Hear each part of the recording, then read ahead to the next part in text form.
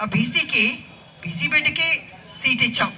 ఇస్తే ఏమంటున్నాడు దొర కొడుకు ఏమంటున్నాడు? ఒక దొంగ, ఒక రౌడీ. ఇదా మీ సంస్కారం? మీకంటే దొంగలు ఎవరిని ఉంటారా తెలంగాణలో? నాకైతే అర్థం కావట్లేదు. 420 మీ కుటుంబం, మీరు దొంగ ఉండి ఎదుటోళ్ళని దొంగ అంటున్నారు. అలా ఉంటుంది.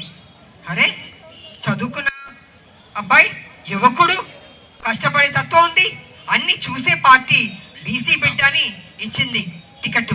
మరి అలాంటి బిడ్డని మీరు గెలిపించుకోవాల్సిన బాధ్యత మీకుంది. ఈ సమయంలో ఏదైనా పొరపాటు చేశారని అంటే నష్టపోయేది మీరు. కాంగ్రెస్ ప్రభుత్వం అధికారంలో ఉన్నప్పుడు మీకు ఏ పనులు కావాలో అడగండి. అరే తెలంగాణ మీది, కాంగ్రెస్ మీది, హక్కు ఉంది, మీకు అడిగే హక్కు ఉంది. మీరు అప్పుడప్పుడు మర్చిపోతారు, మేము అడగకూడదేమో, మాట్లాడకూడదేమో. అది ఏం లేదు, ప్రజాస్వామ్యం ఉంది, ఇక్కడ హక్కు ఉంది. తెలంగాణలో మన కాంగ్రెస్ ప్రభుత్వాన్ని తీసుకొచ్చింది మీరు, ఓటేసింది మీరు, గెలిపించింది మీరు.